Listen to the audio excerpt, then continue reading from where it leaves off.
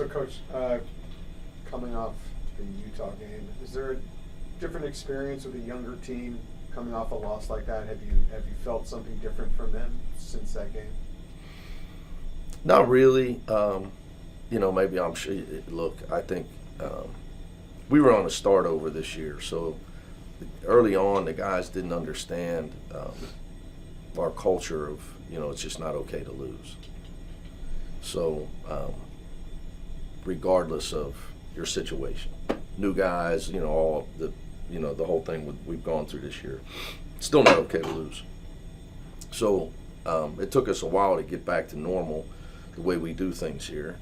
So I think we got to that, even though we got to that at Arizona. People say you played well, this, that, well, we don't want to hear it. It's not okay to lose. So that's just it's just not okay to lose. So I don't want them to be happy.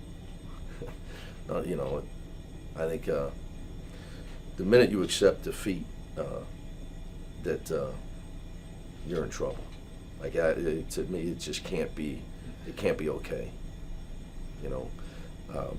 For any reason. You can't let that permeate into your team and your building and your culture, whatever you want to say. So,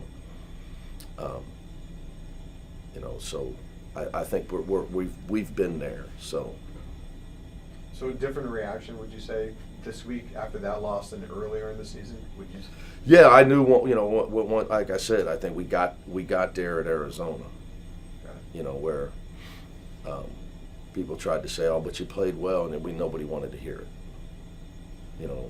So obviously you can say, "Well, Dan played 17 minutes. The officials, Sebastian didn't play." All that type of stuff. I mean, none of it matters. We didn't win.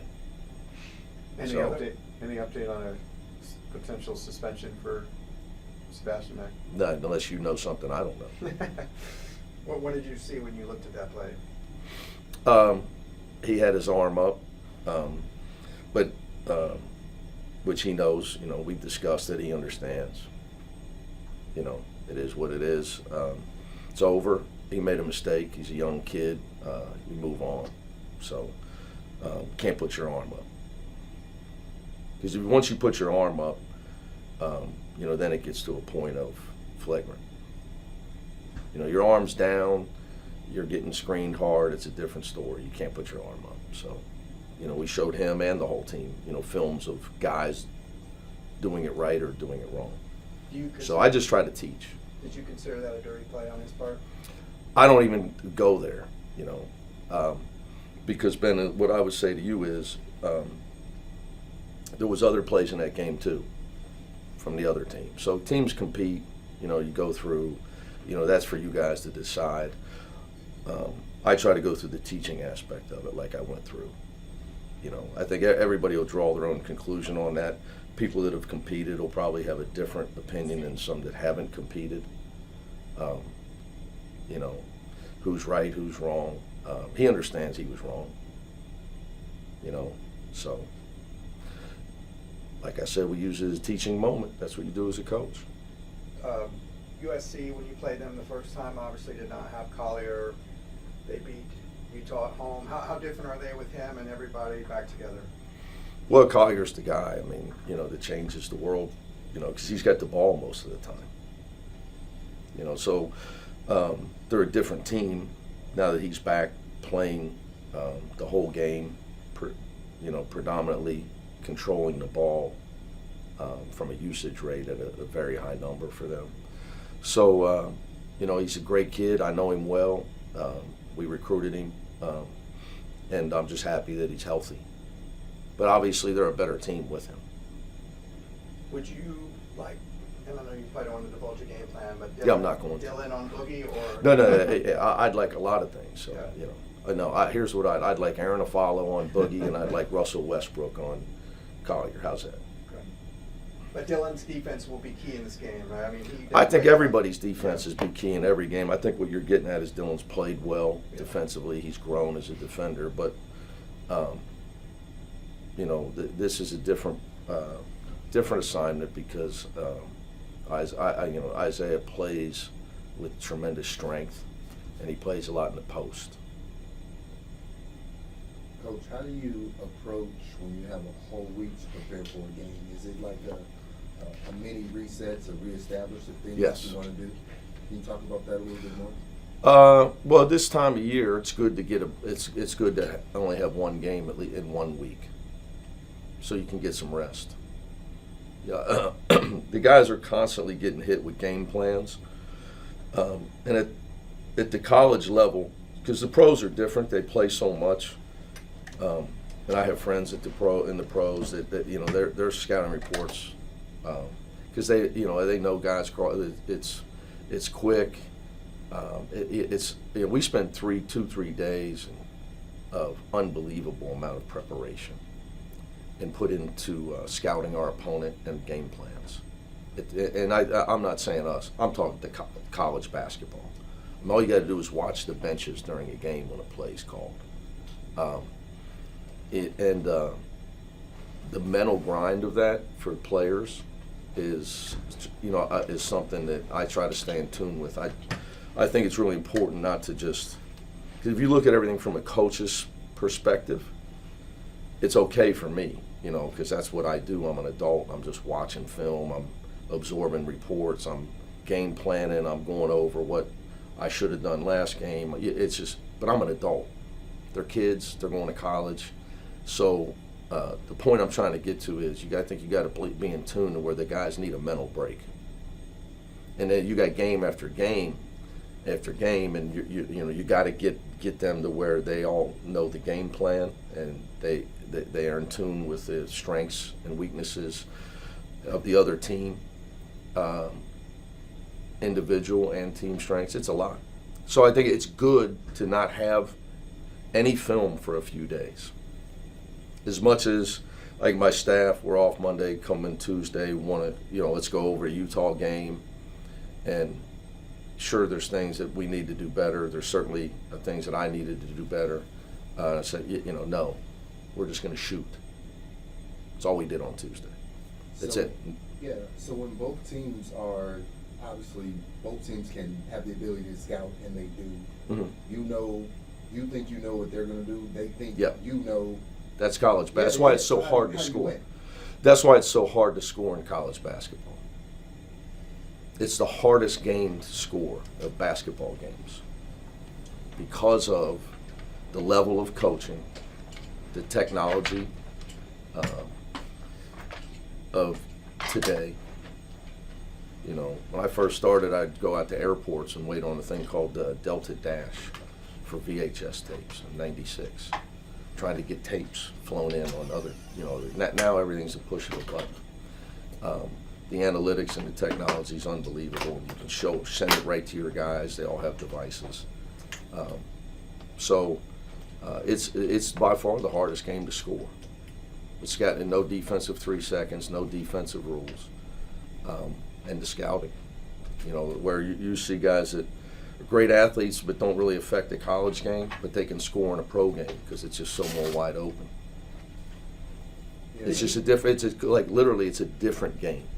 Yeah, and they kind of. I mean, I'm sure you got. We're here in LA. It's title town. You got the Lakers win their titles, and the Clippers legitimately could win the title this year. You watch them. I mean, it's literally a different game than a college game. Is that why in the beginning of the year you were kind of just making it such a point that these other teams with a lot more experience, they just have a significant advantage? How to practice, how to absorb a scouting report. And a good friend of mine told me yesterday that no team with 6 or more new players, especially transfers, is going to make the NCAA tournament at large. Do you have some stats to back that up? It's pretty sharp. Yeah. Okay. He's pretty sharp. Did you ever talk to Doug Erickson about all the VHS tapes he used to have here back in the day? If Doug was in charge of them, I'm concerned. And knowing Doug, he still got them. Knowing Doug, he still got them for sure. Probably still watching them too. Yeah. I've talked to a couple of your old players about what it's like to play for you, and one thing Jalen Clark said was he's never seen you shoot the basketball. Oh, yeah. Is there a reason for that? I don't want to hurt my elbow and the ligaments right here because I got to play golf in 2 months. Okay. So I only get to do some things to relax in life. Yeah. So my goal is not to. I stopped. I used to shoot the light. I used to actually practice at Cincinnati and Murray State. I'd jump in. I get pissed off and jump in. And shit, a kid had to bump a screen and bang in a 3. Jalen said you might have shot in Hawaii. He was looking for video of that. Did you take anything? I don't know. Okay. I don't know, but I know that from an elbow, I'm just not looking to strain the ligament and do anything to mess up the small. I have small pieces of enjoyment in life, in between raising money and recruiting and everything that this job entails. I need to be able to play bad golf, with my friends and laugh. The last thing I need is to, if I can't do that, I got, I'm not, it's not like I'm going outside, I'm not laying by the pool. Look at me. Do I look like a beach guy to you? I'm not doing yard work. So I know that sounds funny, yeah. but a couple times, I've shot a couple threes and I didn't like it. I'm not doing anything. So I haven't shot in so long, but yeah. Speaking of relaxing, I will come back though if he wants to shoot free throws. Okay. I'm only come back for money.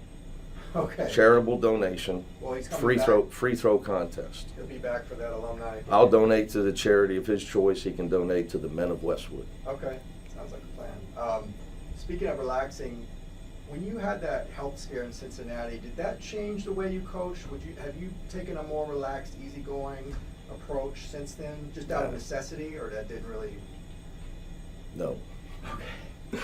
I mean, I could sit here and tell you because it sounds good, but it'd be a lie. Okay. Yeah, no. You mentioned You get older, what you try to, all of us, you theoretically, you're a little smarter. So you take better care of yourself. You get more rest, things of that nature. I would more attribute that to just getting a little older, a little wiser. Trying not to burn yourself out. You mentioned earlier Dylan's grown defensively. Yeah. What areas has he particularly really stepped it up maybe in the last month? Well, he's played better all around. His production on offense, his taking care of the ball. But defensively, it was one thing Ben was alluding to. A stretch of games where he had to guard some really good guys. Did a good job at Cal, did a good job at Stanford, did a good job on Simpson. It's growth of a young player. But he's improved in all those areas. This is probably a question that will make you cringe, but I think we want to know, the fans want to know, if it comes down to it, would you accept an NIT bid? Well, I haven't even thought about that. Okay. I would say off the top of my head, the health of our team would be a big consideration for that. The health of our players. I know Lazarus dealt with a foot all year. We've had some guys that are resting a couple of days this week that have been banged up, Sebastian's toe. And then the topper to that would be when does the portal open? And do you want to be distracted in a critical time for recruiting? And weigh that. Those would be just the two things off the top of my head. It seems like the obvious benefit would be experience for a young team in a postseason environment. Yeah, I don't know if that's a postseason environment comparable to the NCAA tournament, but